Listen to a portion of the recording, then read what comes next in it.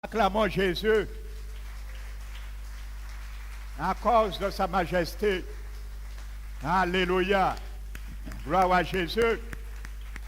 Oui, Seigneur, c'est une réalité. Tu es ressuscité et tu es au ciel assis à la droite de la majesté divine. Car ta parole dit que tu es rentré une fois pour toutes dans le lieu très saint. Non avec le sang des boucs et des veaux, des taureaux, mais avec ton propre sang. Ayant obtenu une rédemption éternelle. Et par cette rédemption éternelle, tu peux nous racheter également parfaitement, car ton sang, Seigneur, est pur. Merci encore, Seigneur, pour ce rappel de ce grand témoignage, de ce grand sacrifice manifesté envers nous.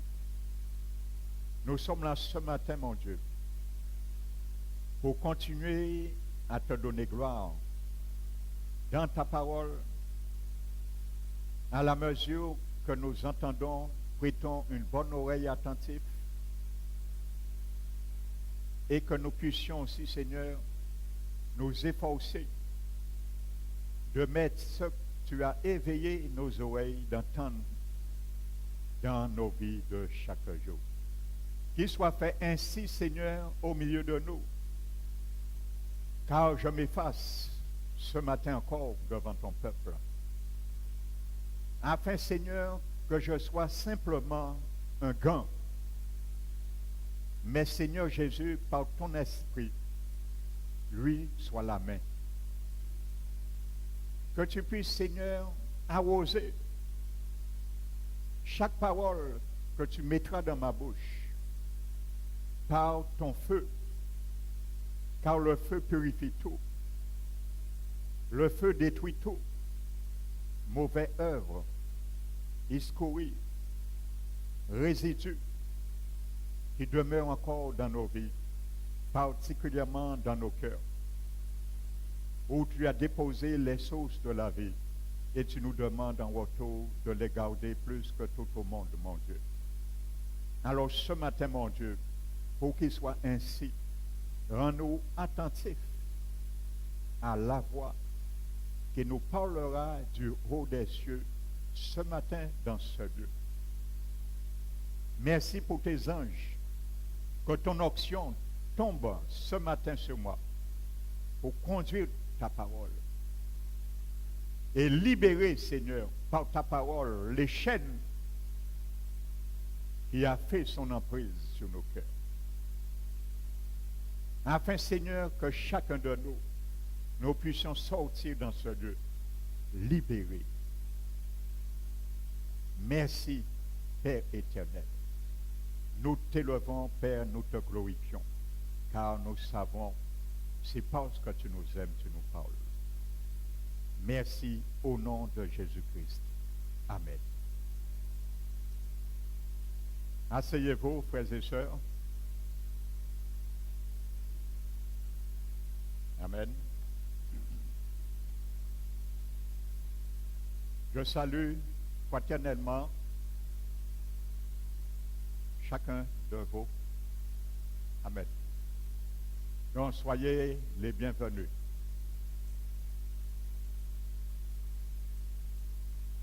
Nous allons ouvrir la parole de Dieu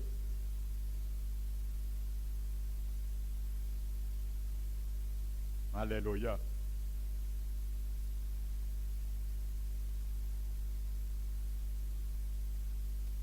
Dans le Proverbe chapitre 26,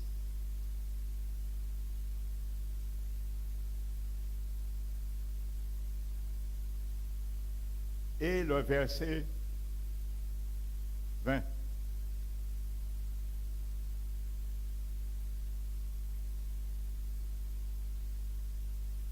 Dis à celui qui est à tes côtés, est-ce que tu as pensé à amener ta ceinture?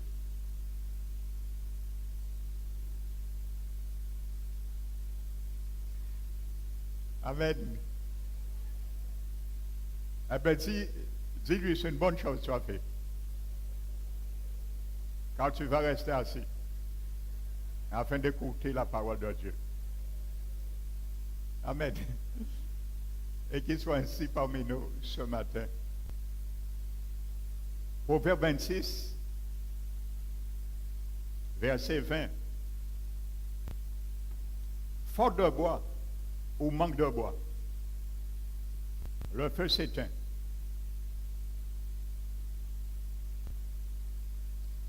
Et quand il n'y a point de rapporteur, la querelle s'apaise. Le charbon produit un brasier et le bois du feu. Ainsi un homme querelleur échauffe une dispute. Donc je précise là également que dans l'hébreu, le mot homme, l'équivalent en grec, anthropos, veut dire l'être humain et non l'être singulier comme Haner. Donc il est bien fait mention, il s'agit aussi bien d'une femme qu'un homme, anthropos. Amen. Donc Dieu parle à chacun de nous ici.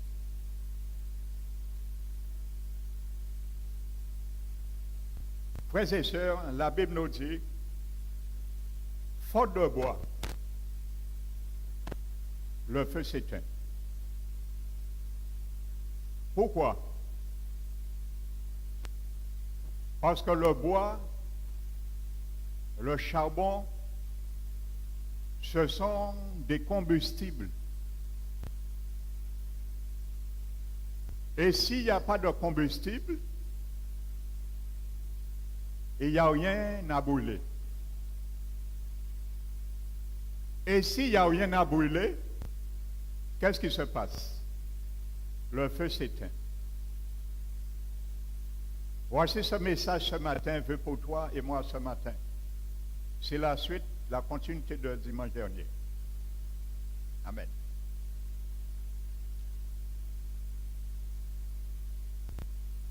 Le rapporteur, comme il est dit ailleurs, toujours en proverbe, ces paroles sont des friandises qui descendent jusqu'au tréfonds de son être. Vous savez ce mot que Salomon a utilisé, friandises?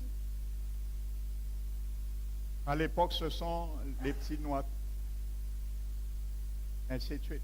Un peu ce que nous disons, les petits noix salées, raisins, chips, avant un repas. Lorsque nous sommes, par exemple, invités dans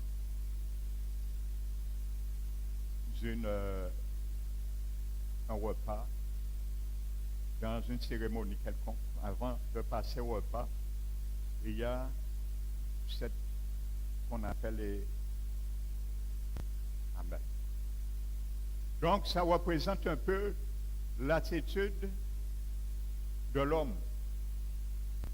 Amen. Dans ses propos.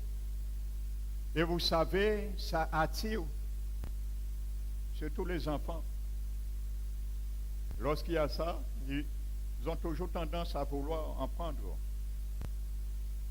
se gaver avant même le repas. Et bien souvent, si nous ne prenons pas égard, avant même d'entamer le repas, nous sommes déjà remplis.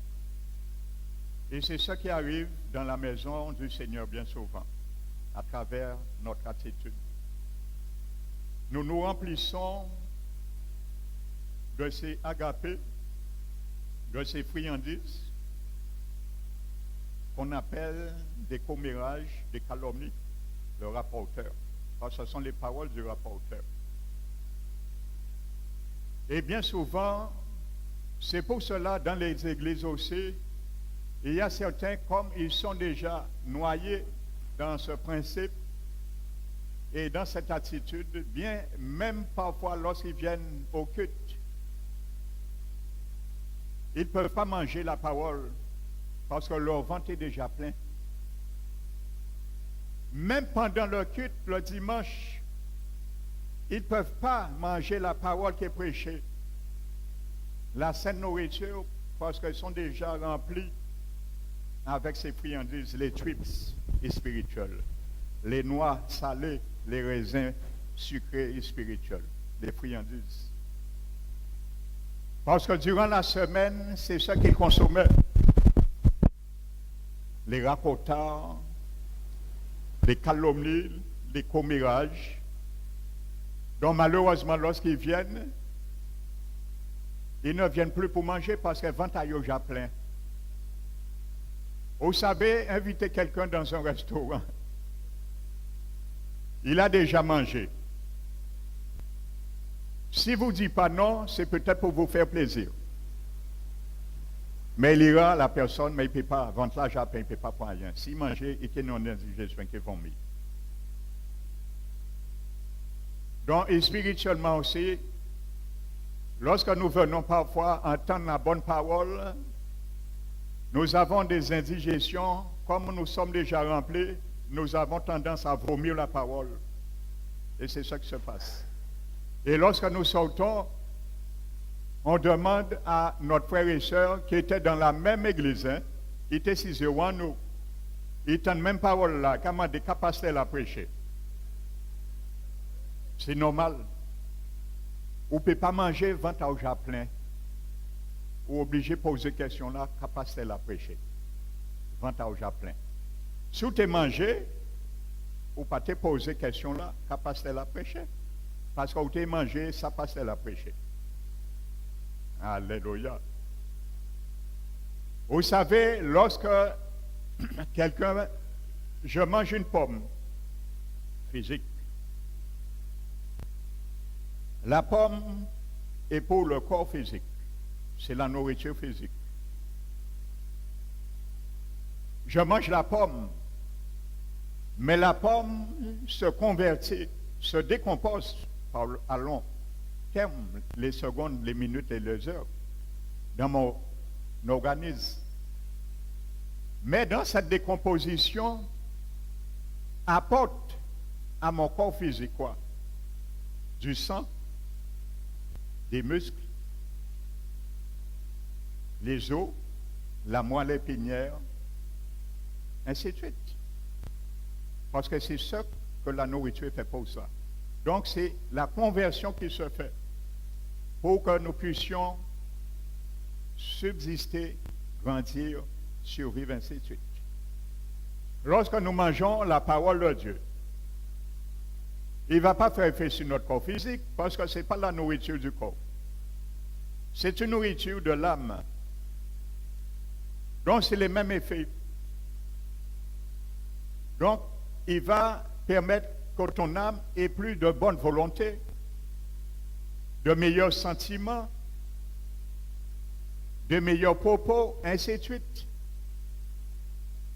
Donc si tu refuses, tu vomis la parole, la nourriture, ton âme ne peut être qu'inchangée. Si tu vomis incessamment la nourriture physique, comment tu vas vivre? Alléluia. Faute de bois, le feu s'éteint.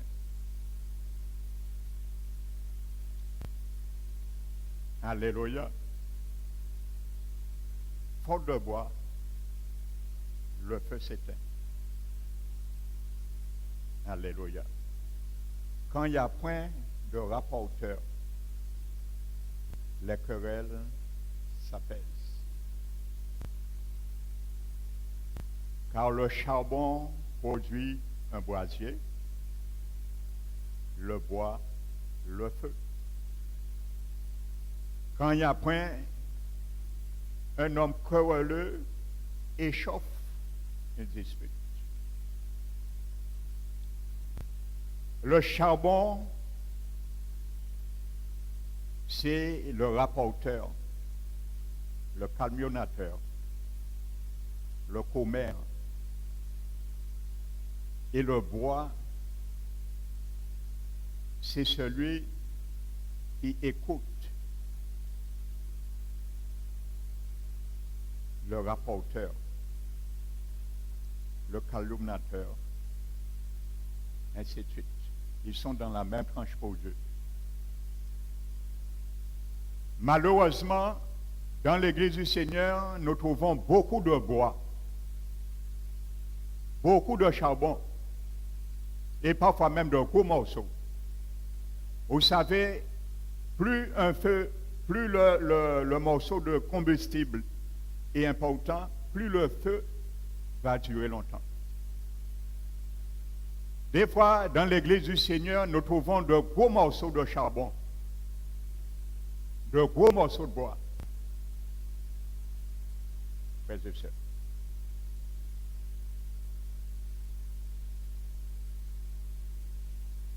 Nous mettons le feu.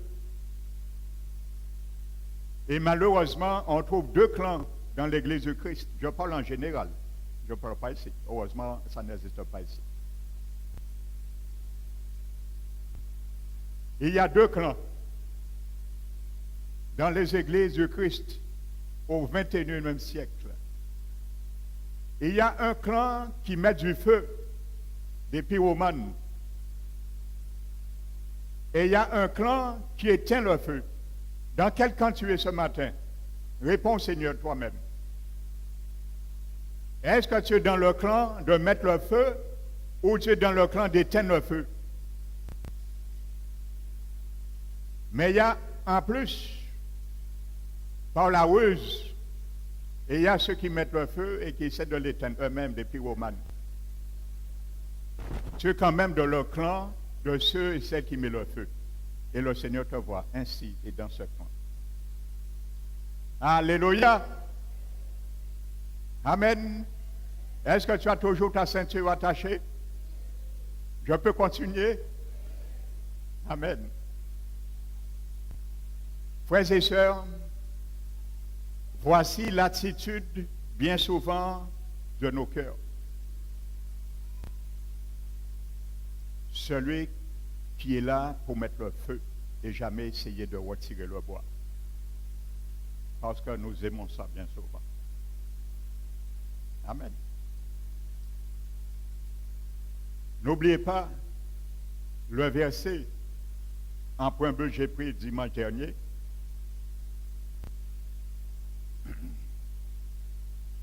Celui qui couvre une faute cherche l'amour. Mais celui qui les rappelle dans ses propos, dans ses discours, divise les amis. Est-ce que tu es celle qui cherche l'amour ou qui divise l'amour? Soit tu cherches l'amour, soit tu divises l'amour du Seigneur.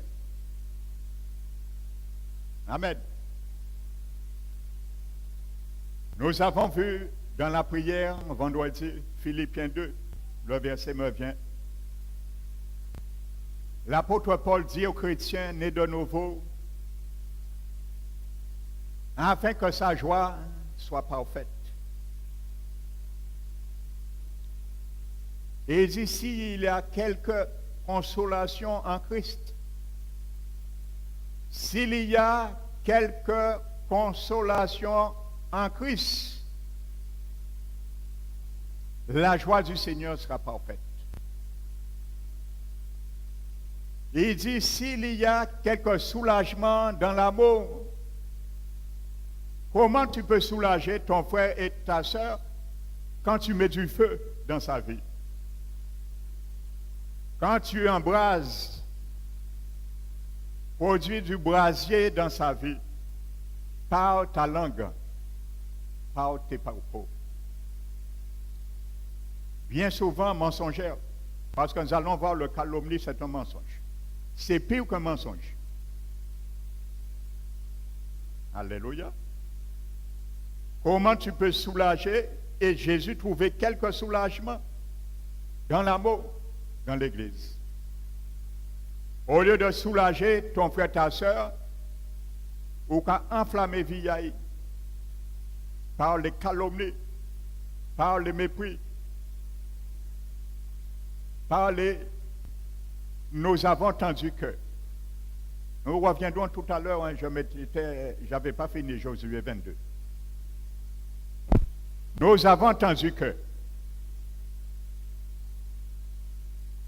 Amen.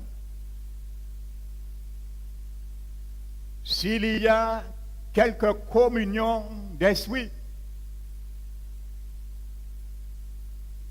et s'il y a quelque communion dans la miséricorde et dans la compassion, rendez ma joie parfaite. Est-ce que quand tu mets le bois, tu allumes le feu? Toutes ces occurrences, tu peux les retrouver, non? Amen. Vous savez pourquoi la parole dit que lorsqu'il n'y a pas de rapporteur, la querelle s'apaise et que l'homme querelleux échauffe une dispute. Parce que bien souvent, nous voulons avoir raison de gagner.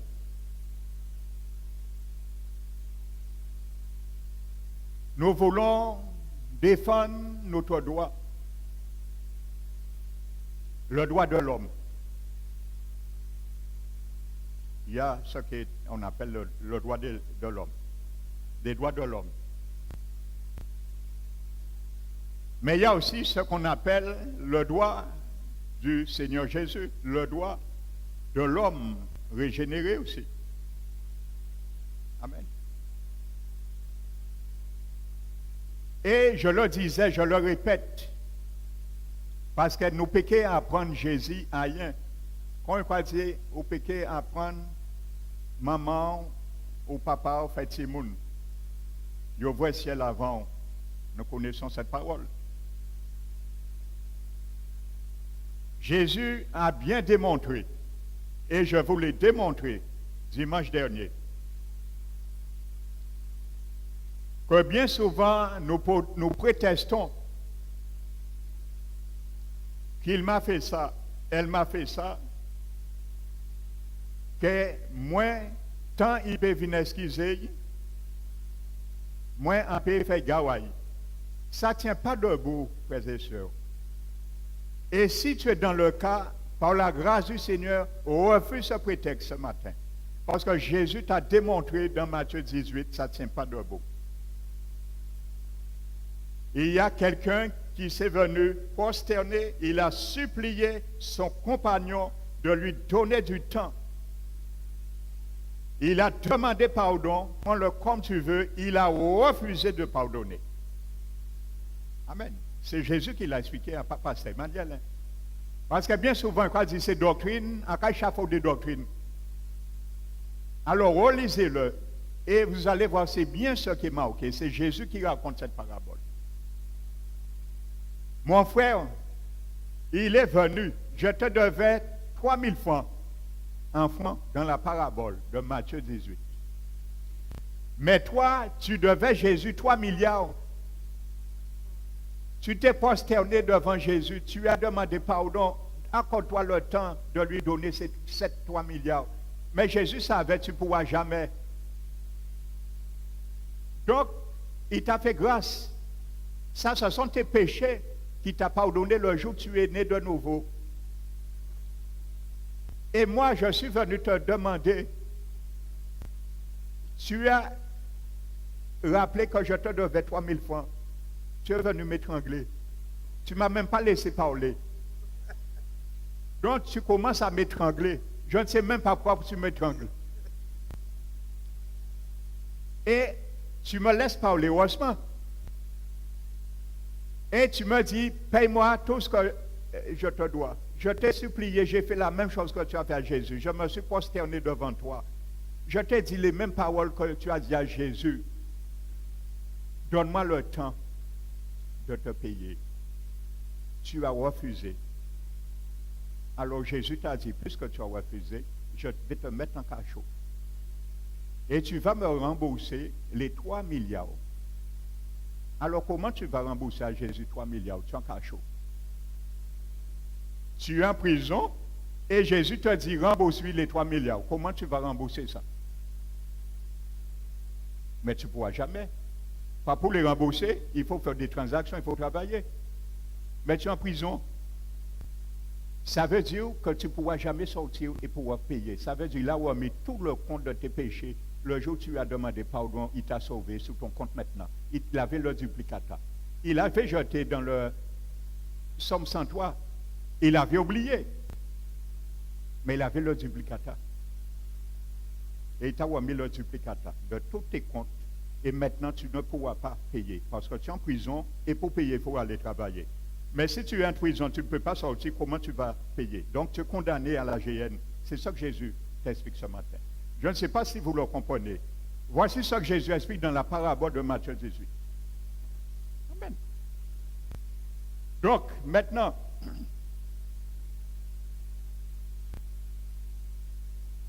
je parlais de l'amertume.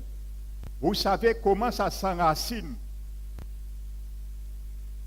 C'est parce qu'on nous a fait quelque chose. Mais nous n'acceptons pas qu'on nous a fait quelque chose. Donc ça veut dire, même si on s'excuse, ça reste là. Parce qu'on ne devait pas nous le faire. Donc ça veut dire que ces racines d'amertume prennent vie sur la vie de l'offenseur. Ton offenseur est devenu le terrain dans lequel que les racines de ton amertume se nourrissent. Chaque fois que tu vas voir la personne, tu vas le regarder de mauvais œil parce que tu vas te rappeler de cela. Chaque fois que tu vas voir la personne, la racine va s'enfoncer un petit peu plus. Parce que c'est ton terrain favorable pour que la racine de ton amertume de ton cœur s'enfonce et se nourrisse. Et c'est pour ça que je vous ai bien montré 1 Jean 3,15, le mot grec, mishéo, veut dire haine, détester. Et c'est comment, voici comme ça le processus de ce mot grec commence et nous amène à un meurtrier. Amen. Donc c'est pour cela, nous devons faire un choix, un acte de volonté et de décider d'oublier et de pardonner et de finir avec ça. Si nous ne faisons pas ça, qu'on te demande pardon, qu'on s'excuse ou pas, c'est la même chose pour nous. Et Dieu nous fait voir, on le verra de la même façon.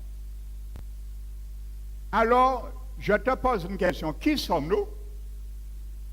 Quelle envie en nous? Nous ne jamais faire nous en offense en toi? Qui sommes-nous? À ce moment, nous devons vivre à dans monastère. Mais ce n'est pas ce que Jésus a opté pour moi et toi. Frères et sœurs. Amen.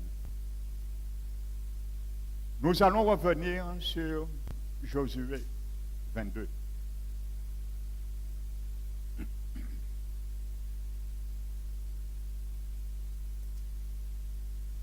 Et comme je t'avais promis, je vais te donner la recette.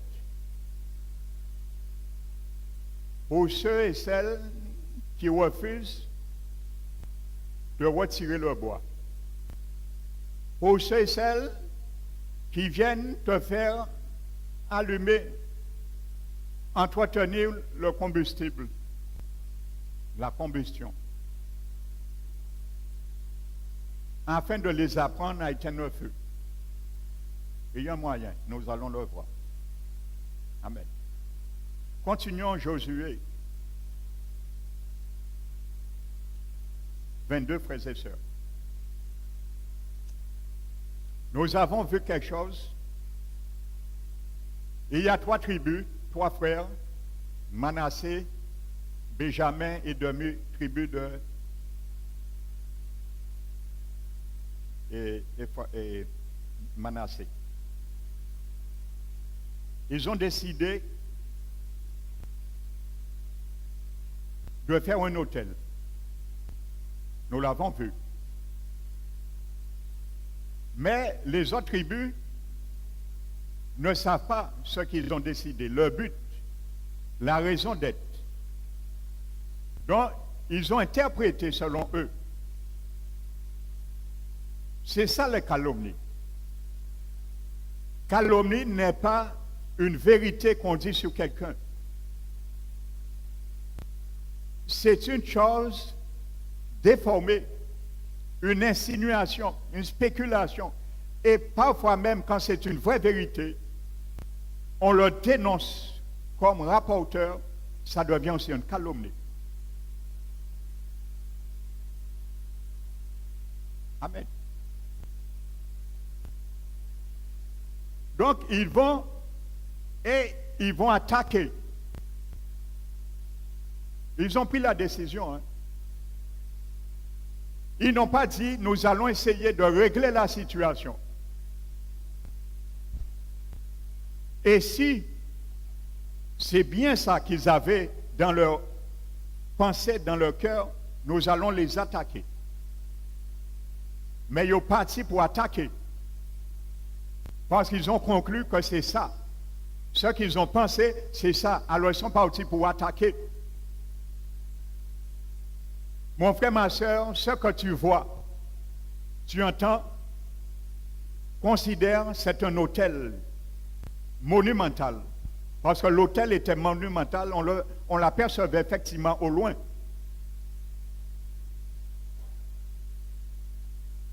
Mais tu ne sais pas la pensée qui est dans cet autel. Amen. Tu ne sais pas la pensée qui est dans la décision d'une personne. Donc, tu ne fais que répéter une fausse vision qu'on t'a dit de répéter. Donc, c'est commencé comment? Je le répète, ils apprirent que l'on dit zé. Amen. Et c'est là, c'est parti. Donc, on te dit, j'ai appris qu'on disait sur toi, sur le frère, sur la sœur.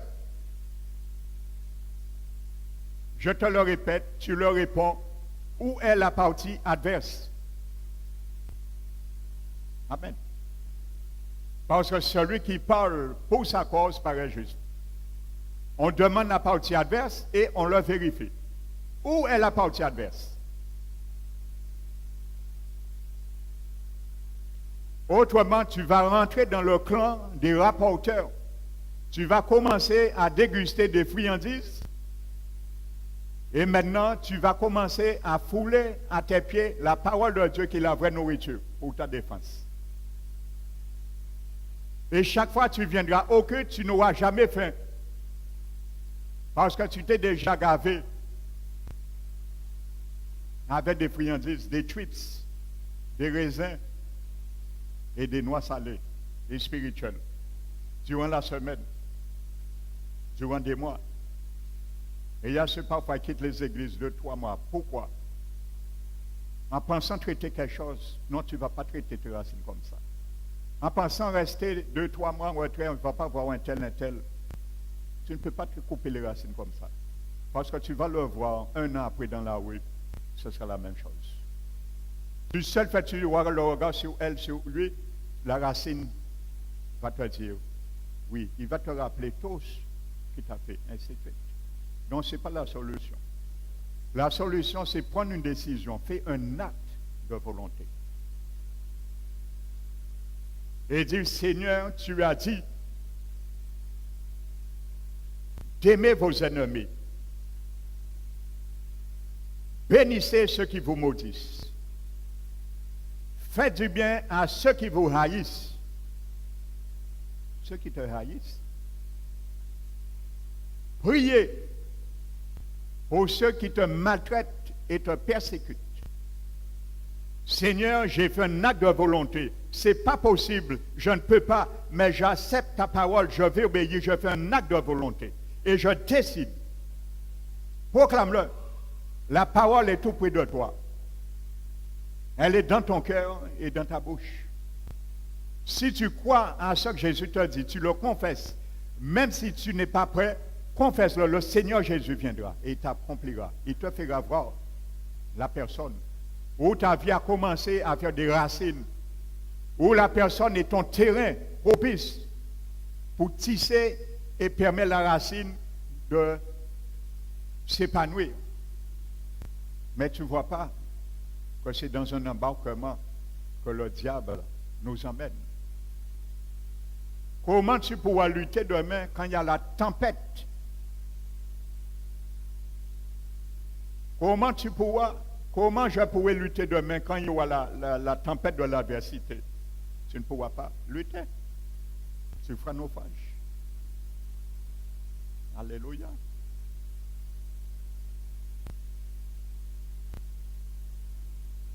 Amen. Vous savez, acte 27, il y a eu un vent violent, impétueux, il s'appelle Eurachylon. Comment tu vas confronter le vent Eurachylon de l'adversité dans ta vie? Et il y avait deux choses majeures qu'il fallait faire. Il fallait descendre le voilier. Amen. Ce qui t'empêche, frères et sœurs, d'être en paix, le voile de ton cœur, le voilier qui s'oppose à la tempête, fais-le descendre. Il n'y aura pas de résistance contre le vent. Sans quoi il aurait capoté le bateau. Il aurait dérivé, fracassé sur les récifs. Mais c'est ce que le diable veut. Il veut fracasser ta vie sur les récifs de ce monde. Il fallait baisser les voiles et laisser le canot à la dérive à un moment donné. Pendant cette dérive, réfléchis. Tu as le temps de réfléchir. C'est ce qui m'empêchait d'avancer. Maintenant, je baisse le voilier. Réfléchis maintenant. Le bateau maintenant, il est en train de prendre le courant. Tu ne te fatigues plus. Laisse Satan faire ses grimaces à ce moment. Mais réfléchis. Pendant qu'il fait sa grimace, le vent continuait. Mais le vent avait moins d'emprise parce que les voiles étaient baissées. Donc le bateau suit le courant, mais réfléchis pendant ce temps. Et en réfléchissant, le Seigneur va te donner un deuxième aspect pour te libérer et avoir la victoire et continuer ta route, ta destination. Parce que Paul dit, c'est en Rome, il doit être. Et ça pas empêché d'arriver à Rome, parce que tu es en but de prêcher l'évangile à Rome, en tant que prisonnier.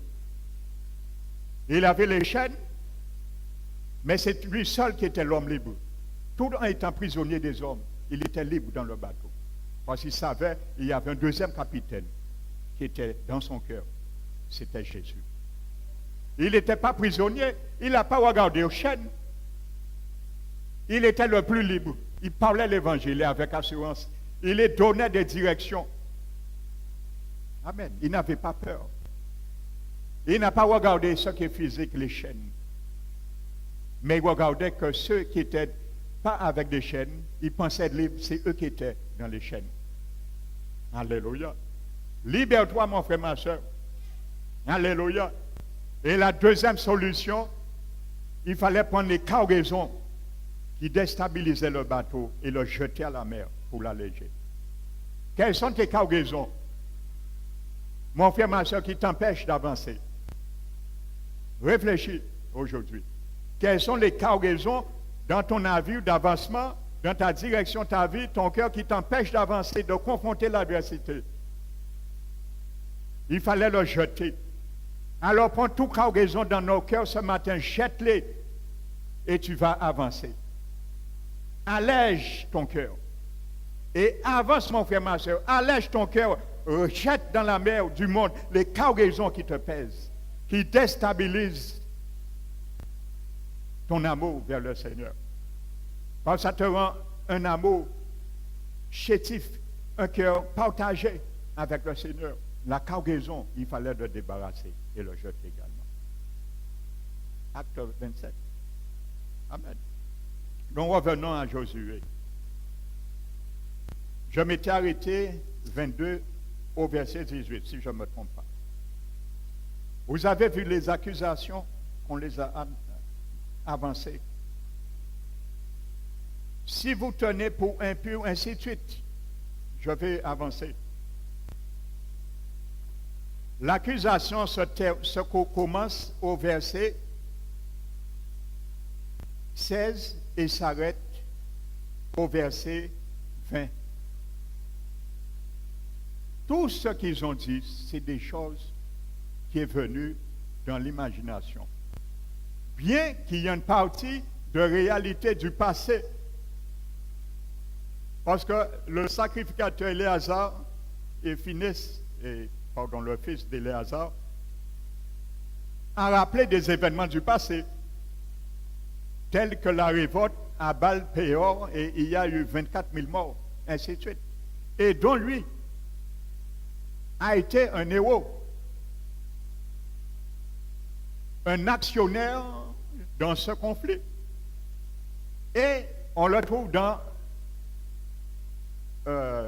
Nombre 25. Et lui aussi, également, dans Nombre 31. Donc, vous voyez,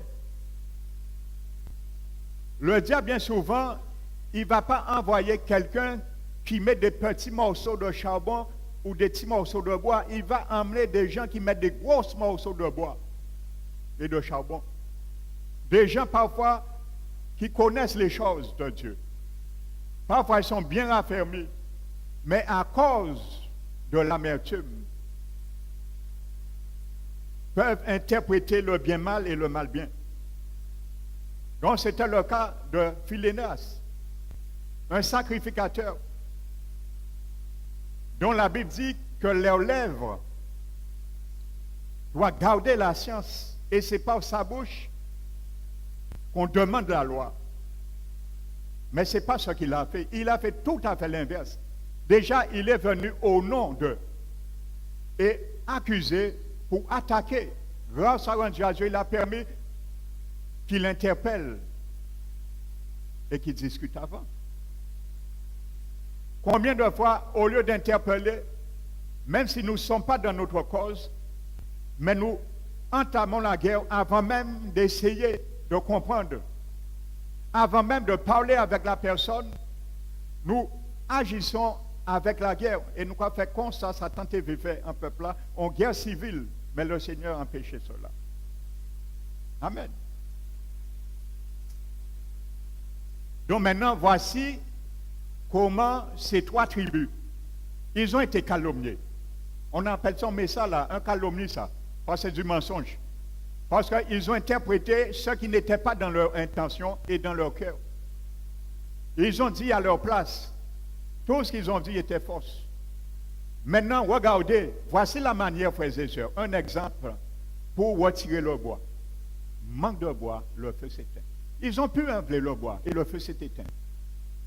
Ils auraient pu ajouter du bois, frères et sœurs. Ils auraient pu allumer, frères et sœurs, le brasier. Amen. Ils auraient pu échauffer la dispute. Et ils étaient, entre parenthèses, dans leur cause. On est venu les accuser faussement. On est venu les attaquer faussement. Mais regardez, ils n'ont pas rendu coup pour coup. Ils ont à l'intérêt, au nom de la paix de l'Éternel, au nom de la réputation de Yahweh, ils ont préféré de retirer le bois. Et le feu s'est éteint. Comment ils ont fait ça? Tu vas analyser si tu es capable aujourd'hui de le faire à l'avenir. Amen. Au lieu de te venger, au lieu de prendre les armes, dire, puisqu'elles ont été venues là, alors nous n'y raisons à attaquer nous justement, nous attaquer les autres à présent. Amen.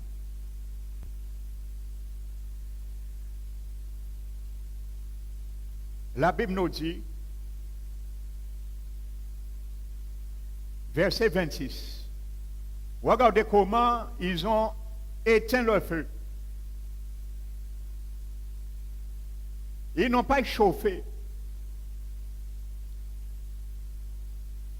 Alléluia. Ils n'ont pas échauffé, alimenté le feu, ils l'ont éteint. Verset 26. C'est pourquoi nous avons dit, bâtissons-nous donc un autel, non pour des holocaustes et des sacrifices. Qu'est-ce que Phinéas a fait? Il est venu, il a conclu avant d'introduire. Mais eux, ils introduisent. Ils auraient pu conclure aussi. Ils ont venu pour te faire nous la guerre. Son prétexte au point, parce qu'elles ont déjà la jalousie, les nous en l'obitin, il aurait pu dire aussi. Il aurait pu envoyer coup pour coup. Dire aussi, oui, mais pendant notre pérégrination, ainsi de suite, nous avons constaté que vous aviez des mauvais regards sur nous, la tribu de Ruben, de Manassé et de Benjamin. Donc c'est pour ça que vous avez essayé d'après les autres. Ils étaient enflammés. Ils auraient pu échauffer la dispute. Mais ils ont fait ce que Dieu nous demande de faire. Ils n'avaient pas l'Esprit de Dieu. C'est pourquoi nous avons dit bâtissons-nous un autel, non pour des holocaustes et pour des sacrifices. Parce qu'ils disent, ils font un autel pour mettre sacrifice et faire holocauste. À part de ça. Simplement ce que Moïse avait fait lorsqu'il avait vu la défaite de Madian, Moïse a érigé un autel, mais pas pour faire holocauste et sacrifice. Papa spirituel a déjà fait. Frères et sœurs. Mais le diable va toujours nous détourner pour que nous puissions oublier le bien, mais garder le mal, viser sur la personne. Parce que l'objectif, c'est amener le embrasé. Amen. Donc, vous allez lire le contexte. Ainsi de suite. La défense. Vous allez le lire pour avancer. Alléluia.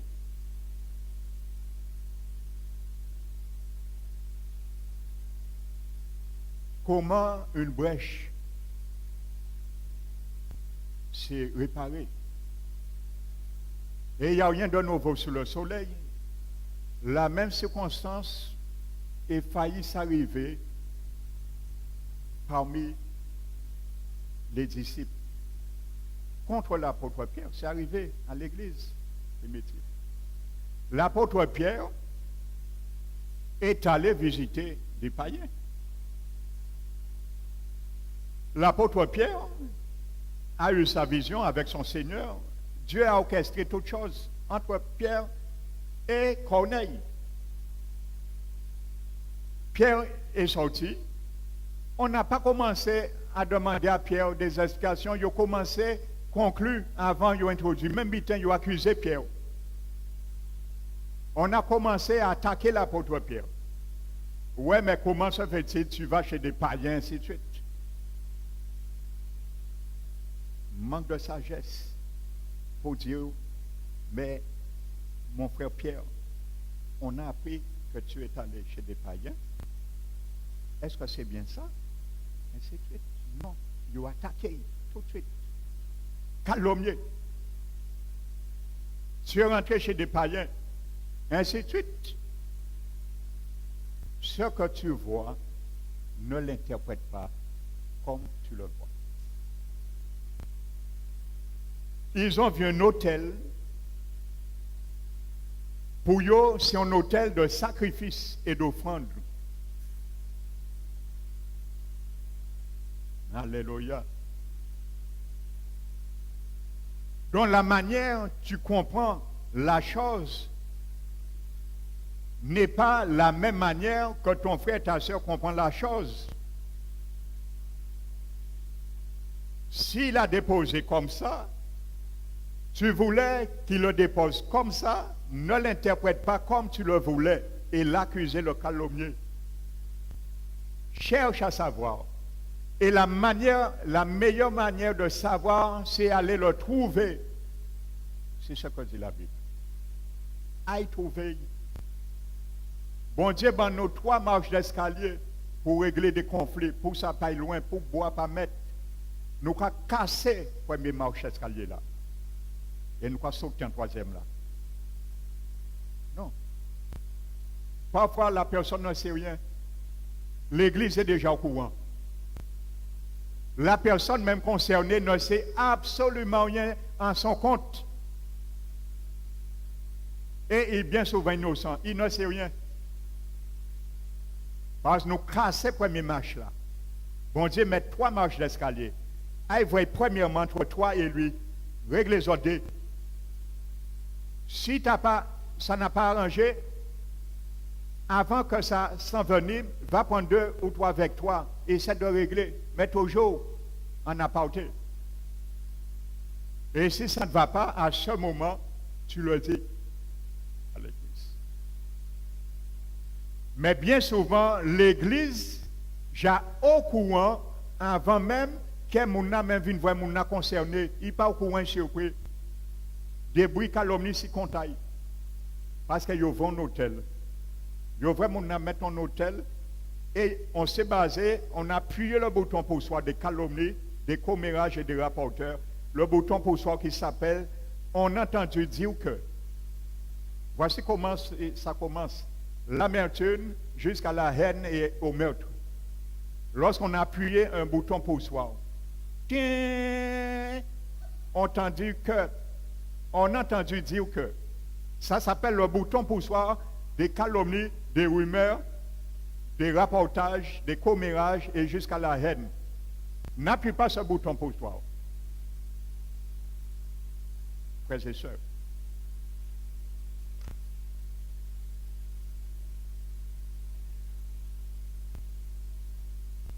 Nous allons prendre une histoire. Une histoire, cet homme, il n'avait pas l'Esprit de Dieu. Et on peut considérer que c'est une typologie du Christ. Ça veut dire ce qu'il a fait, c'est exactement ce que Jésus aurait fait. Une typologie de Jésus. Frères et sœurs. Joseph, prenons Genèse.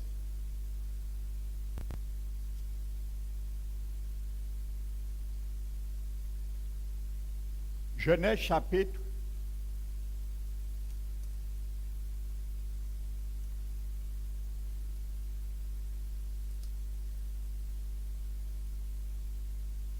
Notez depuis au chapitre 37.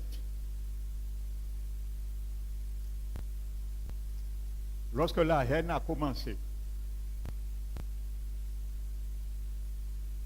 Parce qu'il a eu une vision, ainsi de suite.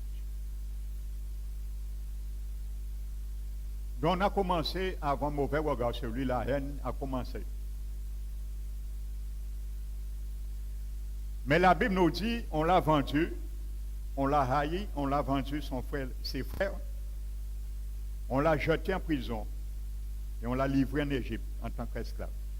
Il est resté 13 ans en esclave à l'Égypte. Mais il y a eu une grande famine.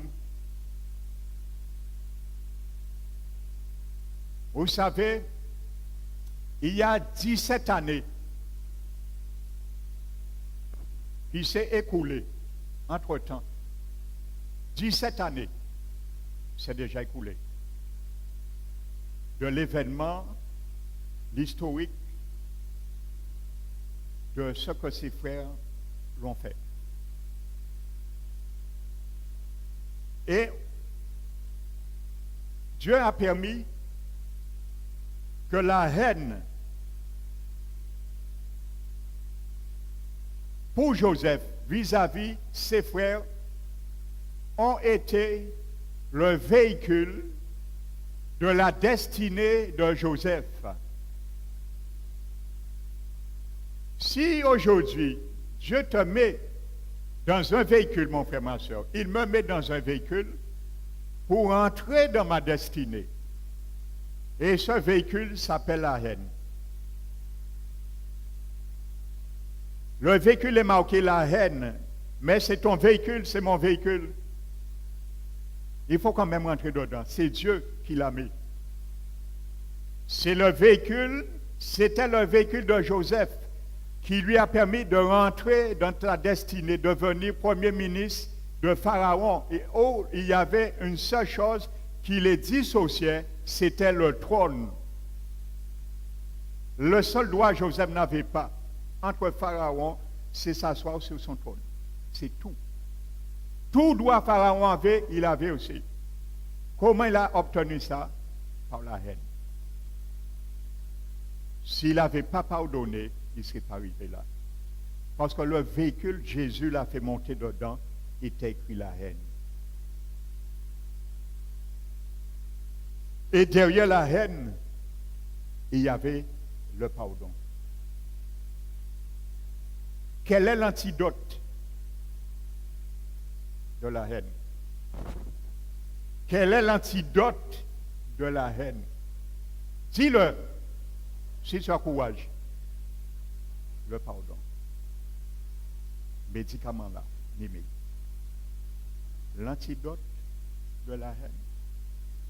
Et le diable est cette arme. Le pardon, c'est une arme.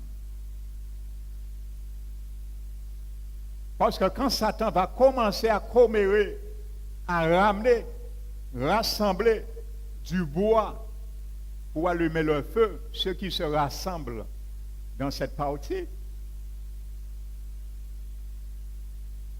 il sait, c'est pour tisser dans ton cœur de l'amertume, de la haine, ainsi de suite, et pour avoir la victoire sur toi. Parce qu'il te met dans une prison, il connaît la parole de Dieu, il sait, c'est ça Jésus dit.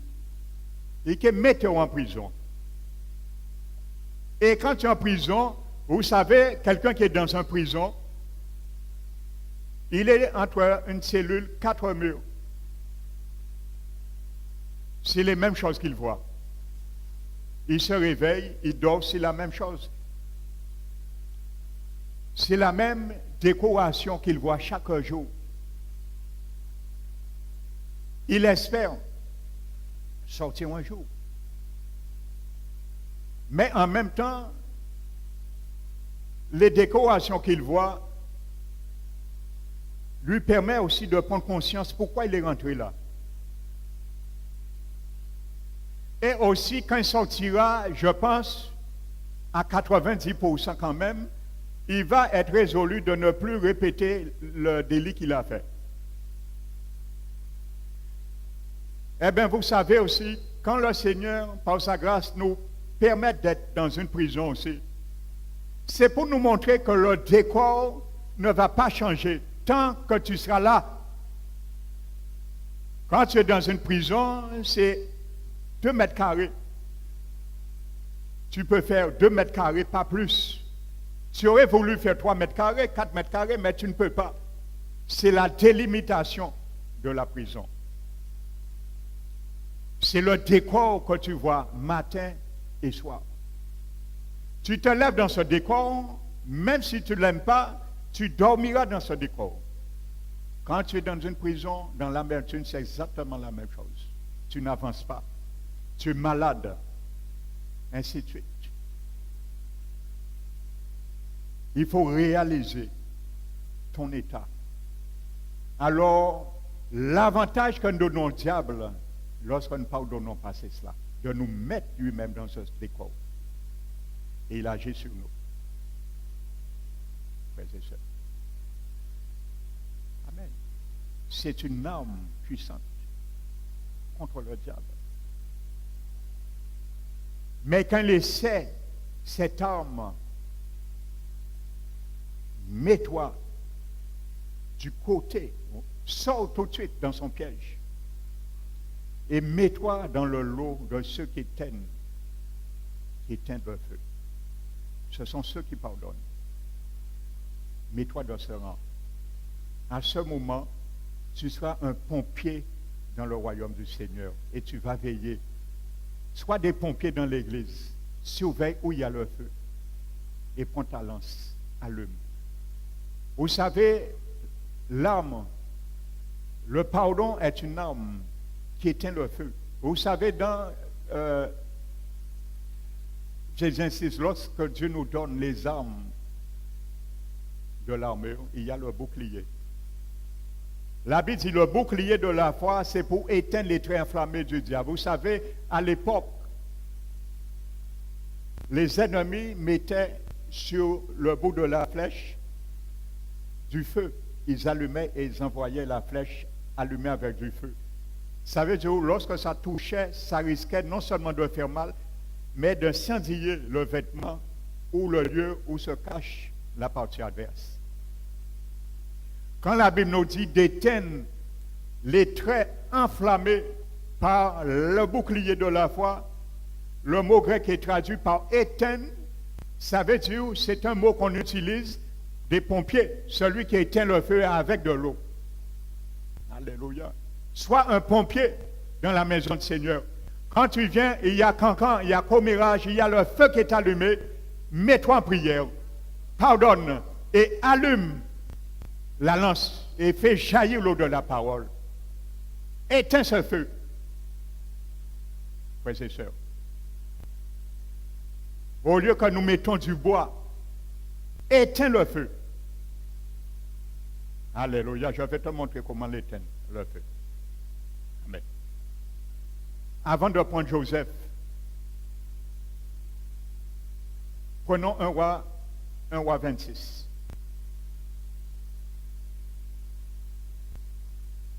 Un roi chapitre 26.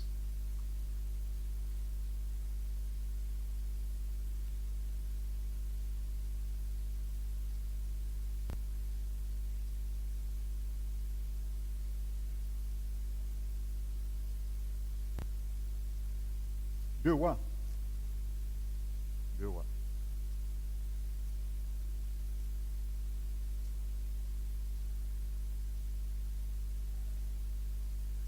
Ben, je me suis trompé de référence.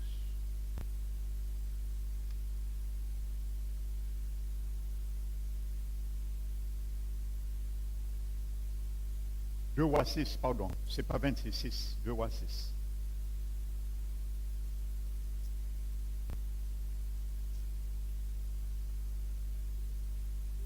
Deux rois 6. Amen. La Bible nous dit, 2 rois 6, on fait prisonnier l'armée syrienne. Ils sont en prison.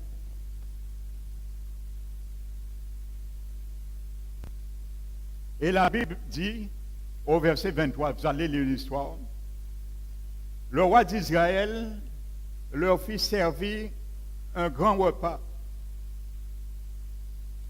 Prenons verset 22.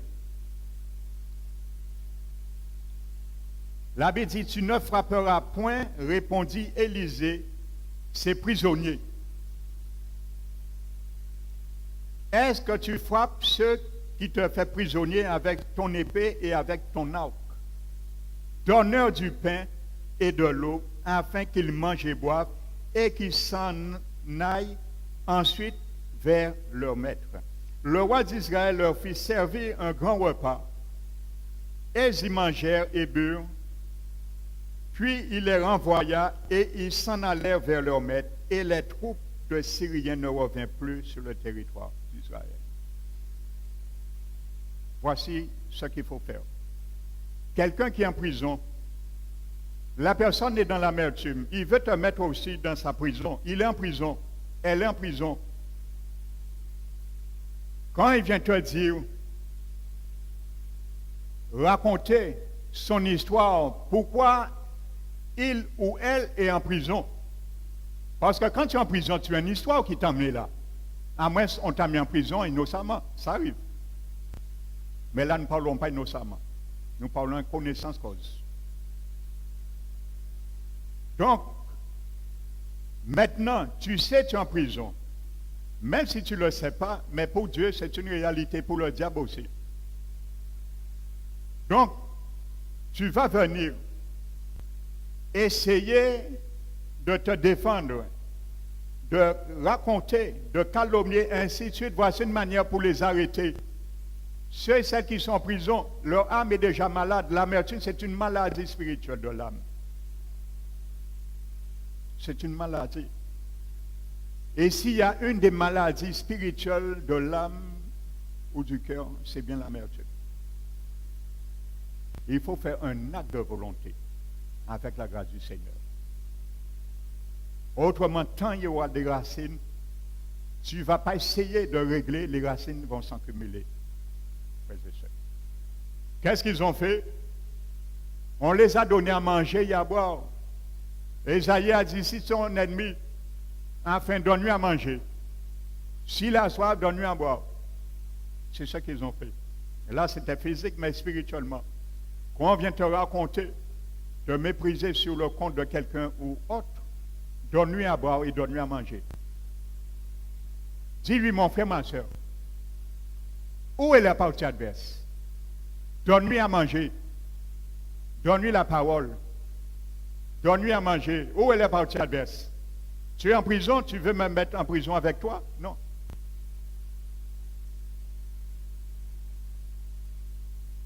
Alléluia. Il m'a fait ça, elle m'a fait ça, un peu supporté. Que dit Jésus? Jésus a dit, mon frère, ma soeur, il permet volontairement afin que tu puisses passer le même chemin que lui, et c'est cela que tu es appelé. L'apôtre Pierre dit, c'est à cela que nous sommes appelés. Pourquoi tu viens te plaindre sur elle ou elle? C'est à ça que tu es appelé. Baille manger. Il est en prison, baille manger. À force de lui donner la bonne nourriture, eh bien là, baille manger, il est bien rempli. La Bible dit, on les donne à manger et à boire du bon repas. On les sort dans la prison et ils ne retournent plus jamais en Israël. Là, ok, ben, bon manger, bon madé, bon tripé figue, bon coup bouillon poisson, de la parole, assaisonné, pimenté, avec des belles exhortations, qu'il est écrit, ventre qui est bien plein, et qui fait des métaux. Non seulement tu vas l'aider à sortir dans sa prison, parce que, toi, tu veux l'aider à pardonner, tu veux l'aider à régler l'amertume qui est dans son cœur, et ainsi de suite, parce que toi, tu le ressens. Tu vois, il est en prison. Lorsqu'on est en prison, ceux et celles qui sont venus lui donner à manger, à boire, ne savaient pas qu'ils étaient en prison. Mais bien sûr, ils ont vu qu'ils étaient fermés dans une prison. Donc toi, ouvre tes yeux, demande à Dieu de voir où ton frère, ta soeur est dans une prison spirituellement, son âme est enchaînée dans l'amertume pour que toi, tu puisses le retirer, mais pas enfoncer, pas vous-même qui rentrez. Pas alimenter feu là, ça. L'homme querellé alimente, échauffe, indispute. Mais manque de bois, le feu s'éteint. Toi, si tu es un pompier du Seigneur, toi tu es dans le lot de ceux et celles qui éteignent le feu, oui. Quand il vient près de toi, tu vas faire de sorte de le retirer dans la prison et pour y comprendre et y mettre en l'eau aussi. Pour y éteindre du feu et vers aussi un monde qui a du feu parce qu'il prend conscience à mener en la jolle. Alors là, il y a vraiment qui a du feu et qui met au côté qui a éteint du feu, qui a pardonné, qui a prié pour ceux et celles qui a mis du bois, pour tirer eux aussi. Parce qu'il comprendra les bienfaits de la parole, les paroles d'exhortation, de sagesse, de conseil que tu lui as donné. Alléluia. Et en retour, cette personne ne viendra plus te commérer quoi que ce soit, te mettre dos à dos sur un frère et une soeur. Il ne retourne plus jamais en Israël. C'était l'objectif. Ben, il manger, il peut retourner. Et qu'il dit, ouais, frère, là, ça, c'est là, ça, ouais. À pas la peine d'essayer, il peut prier encore. En Jacques Sapki, mon ayé. Il est un homme, une famille spirituelle. Debout dans le Seigneur. Alors, il peut que vous venez en l'air. Il peut détourner et peut que vous venez encore. Alléluia. Voici ce qu'il faut faire. Va y manger. Alléluia. Pas Manlolo, hein, qu'on dit une chanson là. Donc revenons à Genèse. Jeunesse, frères et sœurs, conclut avec Joseph. La Bible nous dit, ça commence depuis au chapitre 27. Mais pendant cette période, Joseph est sorti dans le véhicule de haine et il est rentré dans sa destinée maintenant. Qui m'en était mieux placé pour venger qui est Joseph? Qui m'en était mieux placé pour venger qui Joseph? C'est tout à fait l'inverse qu'il a fait. Ses frères sont venus le voir, visiter l'Égypte 2 fois lors de la famine. Mais Joseph, ça fait 17 ans, Joseph n'a pas donné. Et ils craignent toujours que Joseph se venge contre le règne. Ils le craignent dans leur cœur. Mais Joseph a oublié ça. Ton ennemi craint un jour, tu vas venir lui demander excuse ou quoi que ce soit. Oublie ça. Joseph a déjà oublié ça. Pour Joseph, c'est une page fermée, c'est une page déchirée. 17 années. Il n'a rien gardé dans son cœur. La première fois, ses frères viennent en Égypte. La Bible nous dit au chapitre 42, notez verset 8. Ils ne reconnaissent pas leur frère Joseph, mais Joseph les reconnaît. Mon frère, ma soeur, combien de fois tu as déjà méprisé ton frère et ta soeur? Parce que tu l'as fait en le voyant d'une manière pour toi.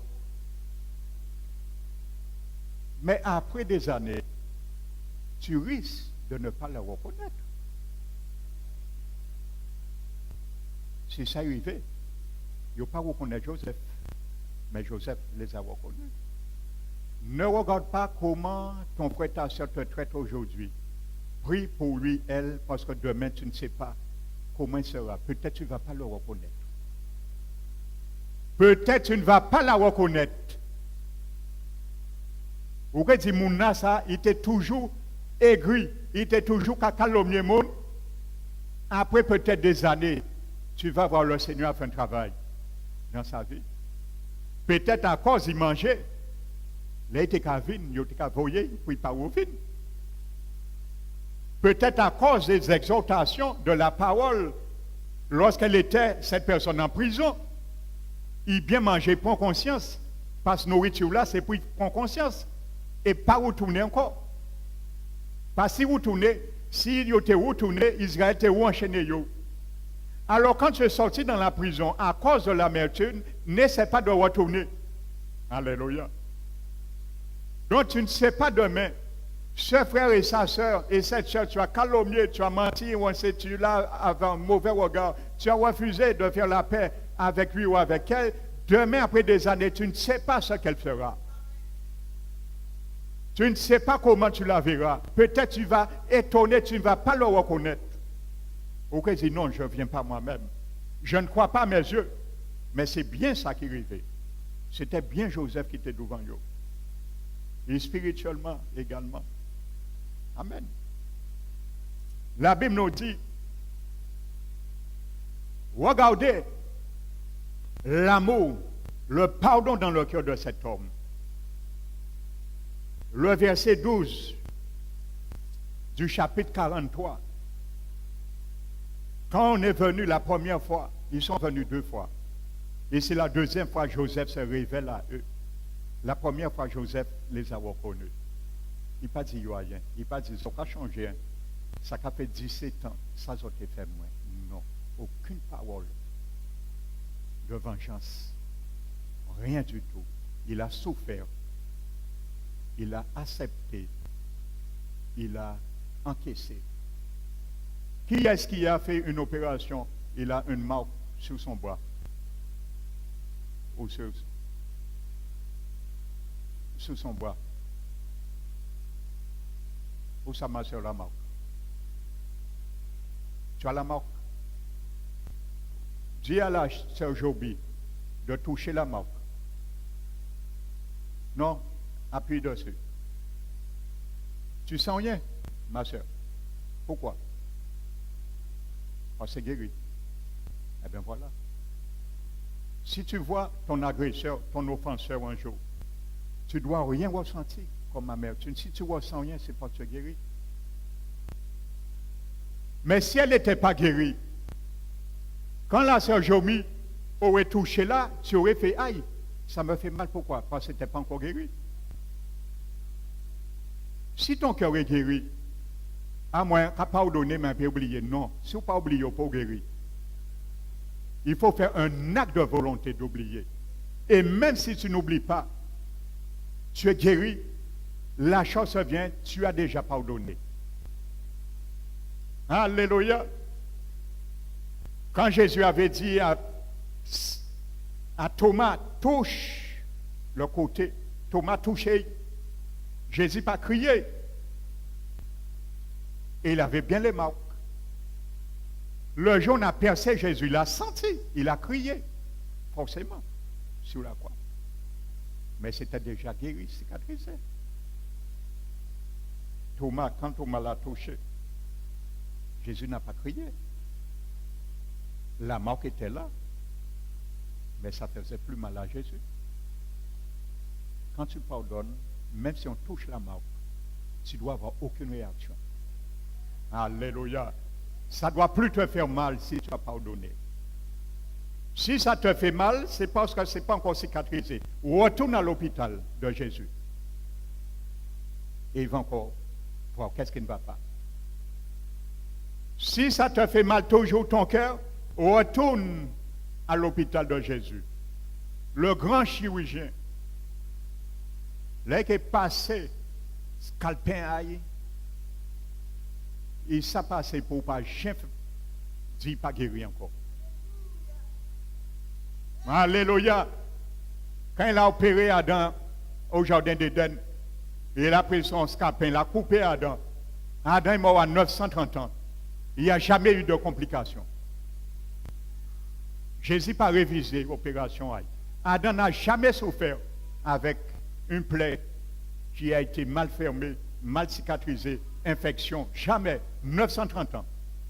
Alors, il a fait sa preuve. Alléluia. Il a fait sa preuve de son doctorat dans la guérison. Jésus. Alléluia. Tu n'es toujours pas guéri. Chaque fois que tu vois mon frère, ma soeur, ton frère, ta soeur, tu te rappelles quelque chose que tu as fait parce qu'elle n'est pas venue excuser, parce qu'elle n'a pas fait ça, même si tu es excusé, parce qu'elle n'a pas te doit faire moins ça. Non, va à l'hôpital. Jésus est là. Il a le scalpin. Il peut te guérir. Alléluia. Amen. Verset 12, chapitre 43. Prenez avec vous de l'argent en dos, mais c'est il vous baille l'argent, il cache l'argent là. L'amour qui envahit le corps de cet homme, il se précipite pour gagner par l'amour. Celui qui couvre une faute cherche l'amour. Mais celui qui les rappelle dans cette discours divise des amis. Il ne peut pas commencer à rappeler les autres, fais-moi ça. Ou quoi changer, fais-moi ça. Ou quoi changer, ou quoi pour 17 ans qui a oublié ça. Non, il avait oublié ça. Il avait oublié ça déjà. Mais yo qu'a craigné. Il ne sait pas c'est Joseph, il le craigne, mais Joseph a fini avec yo. Le pardon te fait passer outre.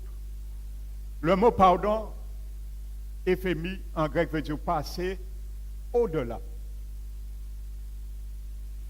Le pardon te fait passer plus loin que l'offense. Sois un bon athlète ce matin dans l'arène du Seigneur pour doubler l'offenseur. Le pardon va au-delà de l'offense, passer au-dessus. Le mot pardon dépasse l'offenseur. Mettez-y en arrière. Dépassez. Le pardon va au-dessus de l'offense. Passer au-dessus de l'offense. Alléluia.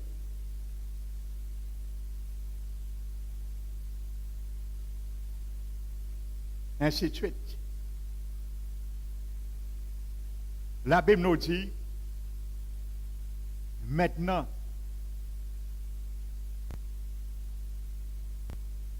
la deuxième fois qu'ils viennent. Mais vous savez, Joseph, non seulement loin de se venger, mais cet homme prépare le cœur de ces vengeurs, de ces calomniateurs, de ceux qui se sont vengés, ceux qui l'ont haï. Il prépare leur cœur à accepter ces deux bras pour montrer qu'ils n'appartiennent à rien contre eux. Et la deuxième fois que ses frères viennent en Égypte, ils se révèlent maintenant. Regardez ça. Verset 2, chapitre 45. Joseph. Il éleva la voix en pleurant. Les Égyptiens l'entendirent et la maison de Pharaon l'entendit. Est-ce que ton frère et ta soeur t'entendent pleurer, mon frère, ma soeur, pour un frère, une soeur qui t'a offensé? Combien plus qui t'a haï, frères et sœurs? Joseph éleva la voix en pleurant. Les Égyptiens l'entendirent. Combien de fois tu fais entendre tes larmes pour celui ou celle qui t'a haï, qui t'a offensé? Est-ce que le Seigneur, est-ce qu'on t'entend pleurer, on t'entend gémir en pleurant pour lui ou pour elle? Au lieu de te venger, au lieu d'aller te plaindre, fais entendre les larmes, les pleurs de ton cœur pour lui, pour elle qui t'a offensé, qui t'a haï. Voici ce que Dieu te demande. Joseph n'avait pas l'Esprit de Dieu. Il était un homme sans l'Esprit de Dieu. Mais toi, tu as l'Esprit de Dieu. J'ai l'Esprit de Dieu. Au lieu qu'on nous entend gémir, pleurer sous la misère d'un frère ou d'une sœur qui est déjà en prison, tu l'enfonces dans ta prison. Au lieu de pleurer, de gémir, de lâcher les larmes pour un frère et sœur qui est déjà en train de brûler par des racines d'amertume, tu as rissé, tu as fondé sur sa vie en mettant du bois, en faisant des rapports négatifs sur lui et elle. Au lieu de ça, est-ce qu'on t'entend crier, pleurer, gémir pour lui et pour elle? C'est ce que Joseph a fait. Il ne s'est pas vengé. C'est ce qu'il a fait. Frères et sœurs, voici un exemple pour moi et toi ce matin. Alléluia. Est-ce que tu seras capable de le faire? Dans ta chambre, faire le Seigneur entendre ta voix. Dans ta chambre, faire les démons entendre ta voix. Dans ta chambre, faire le diable entendre ta voix en pleurant pour ton frère et ta soeur. Voici l'arme, il faut utiliser contre le royaume du diable. L'arme puissante, le pardon. Quand Satan qui tente ça, il tient toutes sortes d'états. Lui-même qui est retourné contre des démons. Qui dit, mais qui j'en permet de madame là ça? Pourquoi ça envoyé au fait à travers tel monde? Qui a glorifié le Seigneur, qui a pleuré pour mon ça, mais qu'est-ce qu'on fait? Quand envoyé les autres fait? Alléluia. Voici ce que Dieu veut pour toi et moi ce matin. Est-ce que tu comprends ça? Joseph au chien ouvert bouche jusqu'à maintenant. 17 ans sont écoulés pour dire quoi que ce soit.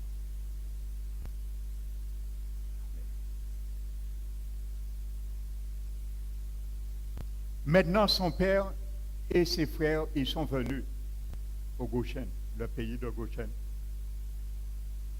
Et c'est là, maintenant, l'histoire se termine en beauté de l'amour. Voici l'histoire de l'amour, la beauté de l'amour découvrir dans le cœur de celui ou celle pour l'intérêt du royaume de Jésus, pour l'intérêt de son amour incommensurable. Voici comment ça se termine.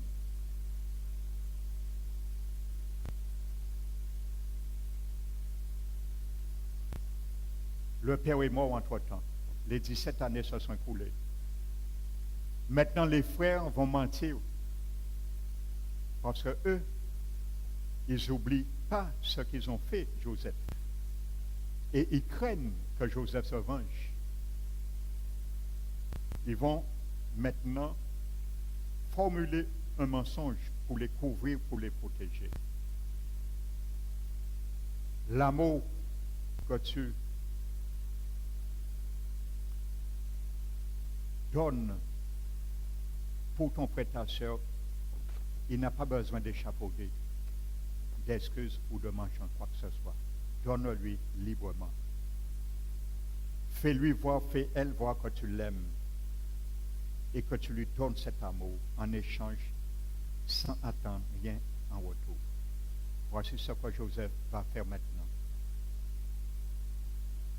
Quand les frères, verset 15, chapitre 50 de Joseph, vinrent virent que leur père était mort.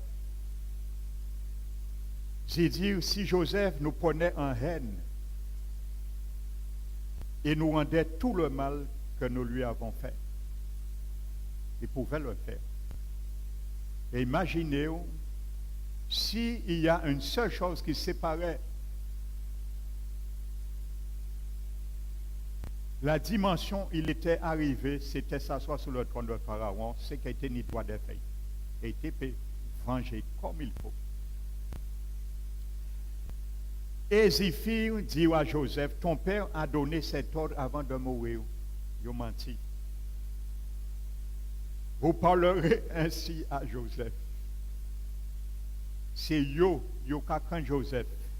Parce que papa là, tu connais Joseph, et ça très bien Joseph, et j'ai vengé. C'est yo qui mentit, si papa là. Frères et sœurs. Vous parlerez ainsi à Joseph, oh pardonne le crime. Le crime. Qu'est-ce que 1 Jean 3,15 dit? Celui qui hait son frère est un meurtrier. Vous savez, quand vous allez lire l'histoire, les épisodes auparavant, ils n'avaient pas reconnu Joseph, ils ne savaient pas que c'était Joseph, mais eux, ils disaient que Joseph est mort pour eux en Égypte. Pour eux, papa là, Joseph mort. Quand Joseph s'est révélé, la Bible dit, ils ont tremblé devant lui. Est-ce que ton pardon, ton amour pour ton frère, ta soeur, ton calomniateur, ton offenseur fait la personne trembler? À cause de cet amour qui fait trembler. La personne peut-être ne revenait pas elle. C'est comme ça que tu vas toucher la conscience de ton offenseur. Quand il va voir l'amour, tu manifestes quand même pour lui, elle. À ce moment, il rentrera dans le recueil de son cœur. Il va s'analyser et dire, ouais, j'ai essayé de faire ça. Mais la manière, la personne est venue me voir tout ça. Et à ce moment, c'est elle-même qui viendra, c'est lui-même qui viendra te voir en privé, sans que toi lui réclames quoi que ce soit. Et il te dira, mon frère, ma soeur, il y a quelque chose, le Seigneur m'a interpellé en ce qui nous concerne. Mais il y a quelque chose qui est en train de la manière dont tu as agi envers moi. Et c'est là le lien de la paix sera lié. Et ce sera vraiment un vrai pardon. C'est comme ça doit se faire. L'amour n'exige rien. Laisse les choses. L'amour lui-même va diriger les choses. En son temps, donne à ton compagnon le temps qu'il lui faut pour payer la dette qu'il te doit. Comme Matthieu dit, donne-lui le temps. Il t'a fait ça, il ne s'est pas encore excusé, c'est pas grave. Excuse-le, pardonne-lui, Jésus va s'occuper de lui. Donne-lui le temps de payer sa dette. C'est ça, il faut comprendre. Baille temps aille. Il y a parfois l'orgueil ici qui attache. Baille temps aille. Si avec le temps, 17 années t'écoulées, oublie ça. Et pleure et gémis. Et fais le diable entendre tes larmes.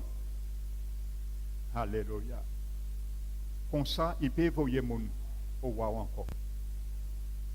Il peut voyer acolyte de voir encore pour essayer de mettre pont d'ifé, pont bois et charbon à dans pont fait s'il vient à quiconque. Alléluia. Ses frères vinrent eux-mêmes se prosterner devant lui et ils dirent, nous sommes tes serviteurs. Vous avez vu l'histoire, jusqu'à maintenant, les frères n'ont jamais demandé s'excuser vis-à-vis de Joseph. C'était le moment opportun. Il n'y a pas de chien excusé. Ils craignaient plus le retour, l'effet de bon monde. Vengeance, vengeance. Frères et sœurs. Maintenant, Joseph, qu'a fait comprendre une fois pour toutes. Ce que je vais vous dire, ça a été depuis 17 ans. Je vous ai déjà pardonné, ça fait 17 ans. Vous me rappelez ça, mais j'ai fini avec ça. Verset 19, Joseph leur dit, soyez sans crainte, car je suis à la place de Dieu. Joseph pas dit, yo ouais, ils n'ont pas changé, pas dit, ils ont rien. Ils ont fait moins ça, ils n'ont pas demandé pardon, ils n'ont pas excusé les autres, ainsi de suite. Ils ont pas dit, nous sommes ses serviteurs, mais ils n'ont pas rien réglé contre les autres avec moi. Ou pas, jetez-moi dans un chapiteau d'eau, en puits. Ils ont livré moi neigé quand ils fait autres, ainsi de suite. Non. Voici ce qu'il a dit. Vous aviez médité de me faire du mal. Mais maintenant, en commandant des autres, excusez les autres. Maintenant, en commandant des autres, demandant pardon. Parce que 17 ans, tu as changé sans cœur. Tu sais, bon, je vous ai demandé pardon. Non. Dieu l'a changé en bien. Dieu l'a changé en bien. Ton frère te calomnie, il te blesse, il t'offense. Laisse Dieu le changer en bien. Ne change pas toi-même en bien. Si tu essaies, tu vas régler le mal par le mal. Mais la Bible te dit, surmonte le mal par le bien. Laisse Jésus surmonter le mal par le bien. Joseph a laissé le Seigneur Yahweh surmonter le mal par le bien. Et il a désarmé ses frères. Il a tétanisé le diable. Dieu l'a changé en bien pour accomplir ce qui arrive aujourd'hui pour sauver la vie à un peuple nombreux. Soyez donc sans crainte. Je vous en tiendrai, vous et vos enfants, et il les consola en parlant à leur cœur. Qui tant, frères et sœurs, nous qui avons une attitude là ça? Quand est-ce que nous aurons cette attitude? C'est la question que le Seigneur te pose ce matin et me pose. À la réflexion de chacun de répondre à Dieu lui-même. Quand est-ce que tu auras cette attitude? Réponds pour toi-même. Et que le nom du Seigneur soit glorifié. Amen. Alléluia.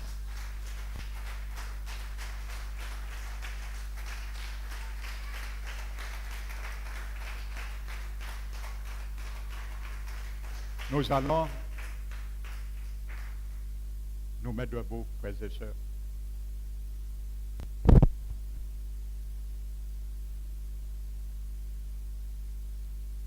Nous allons fermer les yeux.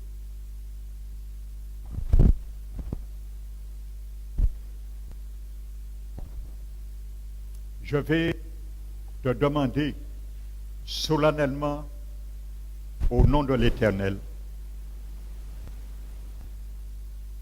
ne t'avance pas, reste à ta place. Toi qui n'arrives pas à pardonner,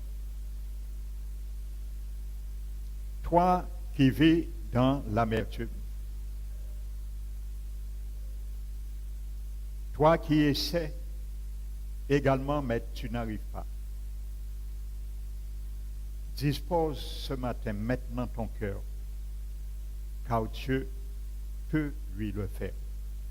Il peut t'aider, mais il faut que tu prennes une décision, fais un acte de volonté et décider. Donne si peu que tu as l'acte de volonté et le Seigneur fera le reste. C'est tout ce qu'il te demande. Alors, ce matin, ouvre ton cœur, car sache que tu es dans une prison. Tu peux dire que tu es libre, mais le diable et l'Éternel voient que tu es dans une prison. Ce n'est pas de dire que tu n'es pas dans une prison qui fait de toi un libéré. Mais c'est d'accepter de manger et de boire la nourriture qui concerne l'état de ton cœur, qui fera que la porte de la prison s'ouvrira, comme les Syriens qu'on a donné à boire et manger. Alors ce matin, ouvre ton cœur, car Jésus veut parler. Merci Père. Je te remercie Seigneur, mes frères et sœurs. Ton peuple, d'où ton sang a coulé un jour sur la croix du Calvaire. Mais ce même sang, tu l'as recueilli, tu l'as apporté au ciel. Et ce sang ne s'est jamais évaporé. D'autant plus, ta parole dit dans le livre des Hébreux, il est considéré et mis dans le rang des témoins oculaires, auriculaires, car il parle mieux que celui d'Abel, qui a crié justice, mais ce sang plaide miséricorde, pardon, grâce, excellent. Nous voici devant toi, Père. Tout est à nu devant toi, Papa. Nos cœurs, bien souvent, au milieu de nous, il y a beaucoup, Père, je ne connais pas, mais toi tu connais parfaitement. Ils sont glués, les ronces, les épines, comme dit ta parole dans le livre des Proverbes 24. L'amertume a déjà recouvert toute la surface. Et ton cœur est attristé parce que tu te demandes, Seigneur, comment feras-tu pour continuer à manifester ton œuvre dans les recoins d'un tel cœur? Mais ce matin, je prie et je te demande, pardon mon Dieu, pour tout l'état de tel cœur. Je te demande pardon, Seigneur, pour l'état de ton peuple, la manière que nous nous considérons les uns des autres, la manière, Père, que nous nous traitons les uns des autres.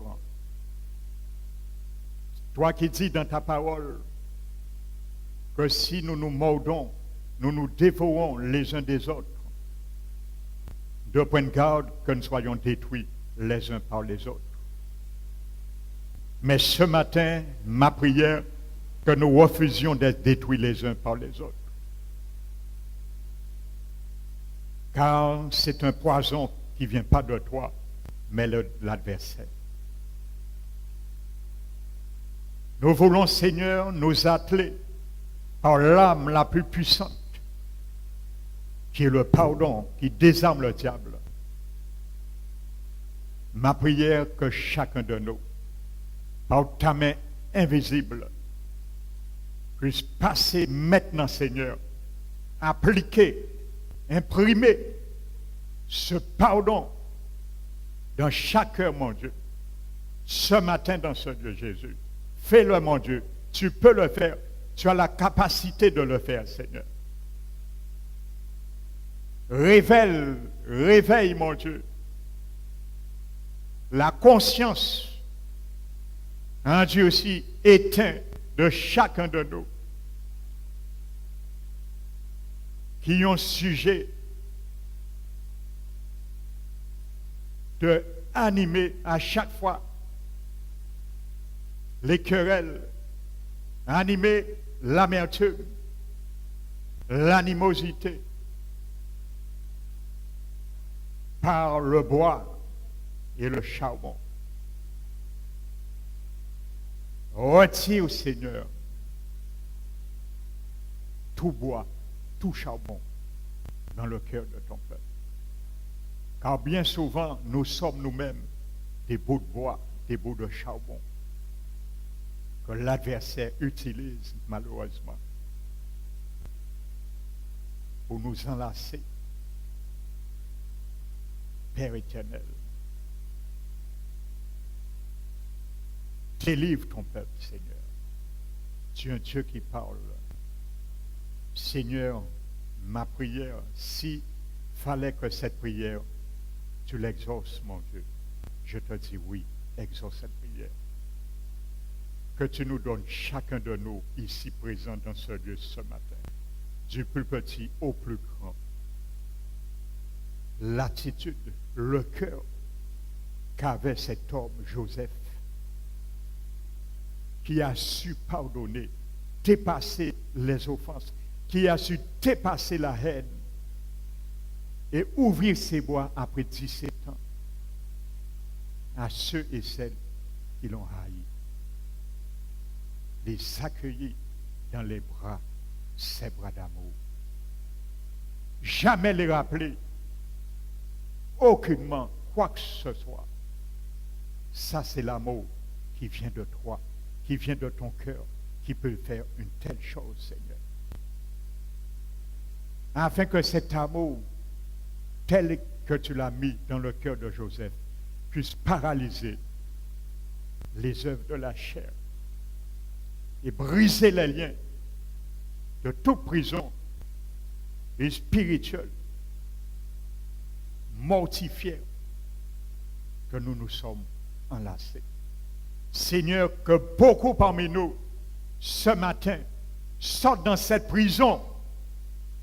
Seigneur Jésus, par la puissance de ton sang, par la puissance de ton pardon, ouvre ces cages de prison et libère les cœurs, mon Dieu. C'est ma prière ce matin, mon Dieu. Libère les cœurs. Libère, Seigneur, libère. Car si nous voulons rester incessamment, tu ne pourrais rien faire. Père, merci, merci, merci, mon Dieu. Merci pour cette grâce surabondante que tu déverses maintenant sur chaque cœur. Et mon frère, ma soeur, reçois cette grâce maintenant par la foi au nom de Jésus-Christ. Merci, Père. Amen.